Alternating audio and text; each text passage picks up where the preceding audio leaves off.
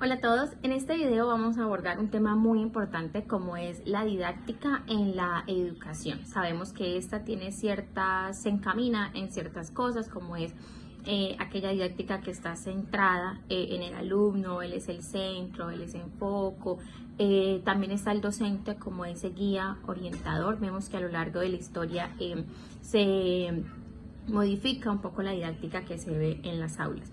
Hemos entrevistado a dos personas, una de ellas ha sido una estudiante de hace más de 60 años y una psicóloga, las cuales nos van a dar su punto de vista con respecto a cómo era la educación antes y a cómo se está viendo hoy en día en las aulas. Bueno, ahora vamos a hablar un poco de cómo se recibía la educación hace aproximadamente 60-64 años. Ella es mi nona, la señora Carmen, y nos va a estar contando un poquito más sobre esto. Bueno, nona, cuéntenos más o menos a qué edad recibían a los niños para ingresar a estudiar.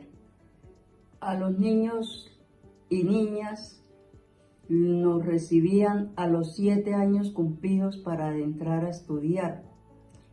Era muy bonito porque empezando que la escuela de niñas era totalmente para niñas, no había mixto, los niños tenían su escuela aparte y las niñas aparte.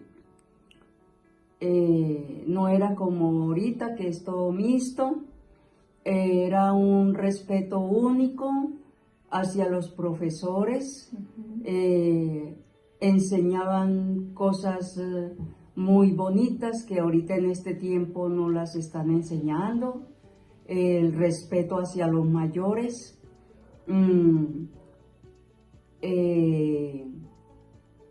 esa era una de las cuales, el respeto hacia los mayores. También tenía que ir uno bien presentado, con su uniforme, con su peinadito, con sus cuadernos, todo, y mucha orden en el colegio, en la escuela era con mucho respeto, mucha orden, porque si no hacíamos caso entonces nos iban dando reglita, o también los profesores tenían permiso lo arrodillaban a uno en el patio con las manos arriba, también hacía mucho sol. Eso eran uno de los castigos que habían en ese entonces. Y pues era bueno porque los profesores tenían la autoridad para actuar sobre los niños que fueran desobedientes, y entonces uno pues siempre tenía temor. O sea que los papás le daban autoridad al profesor para golpear en caso que el niño no supiera o fuese grosero, ¿sí? Para castigar, sí. Castigaban con una regla en la manita, o también lo arrodillaban en el patio porque eran casas antiguas y era grande, era cuando las escuelas eran grandes, había mucho espacio. Y sí, los papás no se disgustaban porque decían que lo estaban educando a uno, y antes de uno salir de casita, le recomendaban también los papás el respeto hacia los profesores, hacia las compañeritas, el amor, que tratarse bien, que bueno, tantas cosas que ya no las ve uno lamentablemente en este tiempo que estamos viviendo. También había algo muy bonito que me acuerdo, que le enseñaban a uno mucho el temor a Dios en las escuelas. Me acuerdo que en el tiempo que yo iba a la escuela, las profesoras citaban a las niñas a las 6:30 de la mañana a la escuela los domingos a la escuela, y tenía uno un uniforme que se llamaba el uniforme de gala. Era una faldita azul, una blusa blanca y una bobina, y de ahí salía uno cada grupo con su profesora hacia la iglesia, donde uno iba a profesar la fe y donde le enseñaban el temor de Dios, que es muy importante, que en estos tiempos se ha perdido también. Y de ahí pues volvían y lo llevaban a uno a la escuela, formaba y cada uno para su casita. Esa era la educación de antes, muy bonita. Nona, y ya para terminar, ¿alguna anécdota que usted diga, me acuerdo que, bueno, me golpearon por esto, o en esta clase que me gustaba aprendí esto? Si les enseñaban de pronto algún arte o solo era matemáticas, español, una clase que usted diga, esto me gustaba porque aprendí esto, o no me gustaba porque me golpeaban por esto o por esto. Bueno, yo era más bien una niña olvidadiza. No memorizaba mucho porque pues siempre me maltrataban cuando me revisaban cuadernos y yo no, por temor que me pasaran al tablero y como que también si uno no sabía, la profesora le iba dando su reglazo, entonces uno también tiene temor de eso, porque eso también en ese tiempo no se trataban a los niños con tanto amor como ahorita, que tanto en casa como en la escuela, en el colegio, los profesores, las mamás son puro amor. Cuando eso yo no oía esa palabra de amor, era por el nombre y entonces siempre tenía temor y pues era como olvidadiza y siempre me ganaba mis reglazos porque no era como tan elocuente para memorizar, pero era muy bonito, era algo muy bonito y enseñaban las profesoras desde que llegaban, era dedicadas a su clase y pues en ese entonces pues no había sino una sola profesora, ¿no? Porque era la primaria, era primero, segundo, primaria, entonces pues, siempre era la misma profesora en el salón, pero era muy bonito ese tiempo y salía uno sin temor y la mamá mandaba a las niñas, a los niños sin temor de que le fuera a pasar algo por la calle, que alguien lo fuera a violar, que alguien le fuera a hacer daño, no, porque la gente antes protegía a los niños. Siempre las personas mayores siempre protegían a los niños, como también a los ancianos. Si veían que, niña, ¿qué le pasó? Niña, ¿qué tiene? O si era con una persona mayor también, le daban la mano y eran unos tiempos muy diferentes a estos tiempos que estamos viviendo. Eso le puedo contar, mi querida nietecita. Bueno, vemos la diferencia entre las épocas en cuanto al amor, al respeto hacia el docente.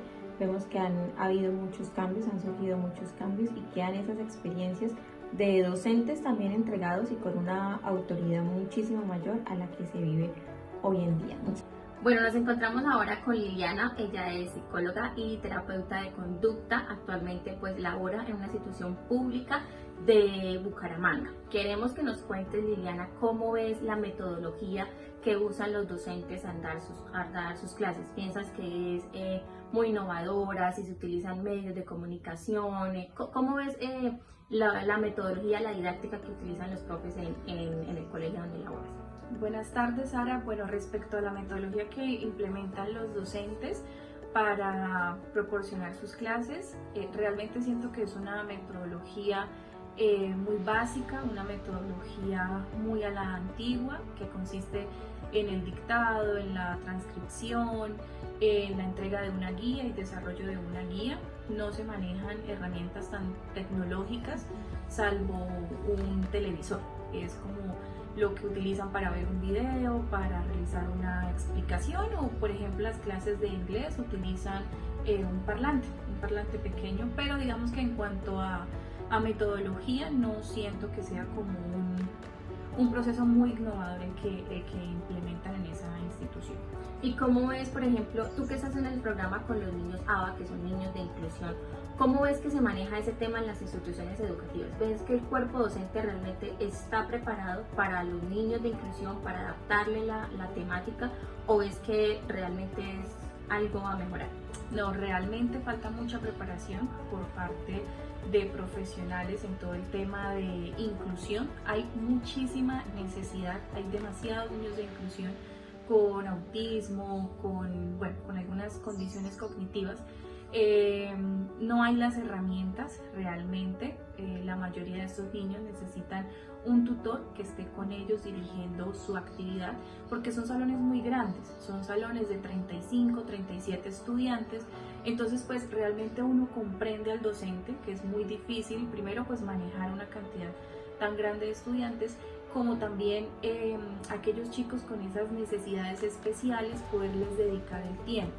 Entonces muchas veces lo que hacen los docentes es llevar una pequeña actividad adaptada al niño, pero no hay como ese seguimiento y como que el docente, digamos, no se asegura realmente que el niño está aprendiendo de alguna manera, porque pues el niño va a la institución a aprender también como lo hacen sus compañeros, con otras herramientas que necesita, con otro tipo de estrategia, con otra metodología, otro ritmo de aprendizaje. Y pues bueno, esto en en instituciones públicas es bastante complejo, ¿sí? Poder dedicar ese tiempo a los niños. Lo que te digo, las herramientas no son del todo tan buenas, honestamente, y falta preparación en todo este entendimiento de lo que son este tipo de diagnósticos para poderle brindar al niño una mejor educación. Claro que sí. Y ahora ya para terminar, ¿cómo es el tema de la disciplina? ¿Ves que hay un respeto de estudiante a docente, de docente a estudiante, o ves que de pronto hay ciertos flagelos, pues que son cosas que vienen desde el hogar de pronto por parte de los niños, pero cómo ves que se manejan ese tipo de actitudes dentro de la institución, dentro del aula? Realmente la disciplina es un tema y es un foco en las instituciones. Hablo por el lugar en el cual me encuentro laborando y hay muchísimas dificultades, hay muchas carencias afectivas en los niños. Se denota la falta de tiempo que comparten con sus papás, que son niños que permanecen casi el resto de la tarde solos. Muchos no llevan sus deberes y eso se ve reflejado en el comportamiento de los niños, en su presentación personal, en sus meriendas, muchas cosas que denotan si hay un papá presente detrás de esos niños. Y el tema de la disciplina total, hay niños muy desafiantes, hay niños que retan a los profesores con su actitud. Y también siento que influye mucho el carácter del docente. Hay docentes que se destacan en la institución por tener un carácter fuerte, un carácter marcado, y los niños saben que con ese docente el comportamiento debe ser distinto. Hay docentes un poco más flexibles, de pronto quizá porque son más jóvenes, es como el patrón general de la institución. Entonces son como más flexibles a que los chicos hablen con él, pero ahí también se denota que a veces los chicos intentan como sobrepasar esa confianza. Entonces, por ejemplo, en el tema del descanso, que es donde uno puede ver realmente las actitudes de los niños, se da uno cuenta, niños que son muy agresivos, niños que son muy violentos, no respetan la autoridad, no simplemente con los docentes, sino con las personas que realizan el aseo en la institución, con las personas que atienden la cafetería, veo esas faltas de respeto. Entonces sí, realmente hay una carencia y un acompañamiento, una falta de acompañamiento por parte de los padres para mejorar el tema de la disciplina, porque siente pues todo el cuerpo docente, pues, y pues uno que está en ese proceso de observación y pues brindando apoyo de alguna u otra manera, esas carencias que hay realmente en los chicos. Ya los chicos no temen, por ejemplo, firmar el observador, ¿sí? Que tiempo atrás eso era considerado como una falta grave, y no, ellos simplemente lo hacen, lo firman y ya, siguen su actividad, digamos, normal, y no hay ningún tipo de mejoría. Entonces sí, para todas aquellas personas que se están formando como docentes es súper importante implementar estrategias que realmente ayuden en la mejora de la disciplina de los chicos, ¿sí? Y sobre todo poder trabajar también con los padres, porque esto es un trabajo en conjunto. Claro, Liliana ha resumido todo y es esa capacitación que necesitamos nosotros como docentes en formación de implementar nuevas estrategias que nos ayuden tanto con el tema de la inclusión, que es tan importante, como con los chicos que necesitan también ese afecto que carecen en sus hogares. Muchísimas gracias por tu tiempo. Bueno, hemos visto estas, por llamarlo de alguna manera, estas dos caras de la moneda. Vemos la educación antigua, como el docente era el centro total de la educación, donde el estudiante no tenía un espíritu crítico en el cual pudiera dar sus aportes en la clase, sino por el contrario, pues era más el docente como centro del aula y los estudiantes recibiendo la información. Vemos también que las normas eran muy diferentes, los tipos de castigos que se implementaban cuando el estudiante pues no conocía, tanto no tenía la capacidad de responder en el momento a la pregunta del docente. Y vemos ahora cómo la educación ha mejorado en ciertas áreas. Vemos que pues ya se está trabajando un poco más en el tema de la inclusión, aunque como nos recalcaban, es muy importante que nosotros como futuros docentes nos capacitemos en todas esas áreas que nos vamos a enfrentar en nuestras aulas de clase. Próximamente vamos a encontrar niños con alguna discapacidad, la cual debemos nosotros cubrir, porque pues el derecho a la educación no se le puede negar a ningún niño. Ha sido todo por el video de hoy. Muchísimas gracias.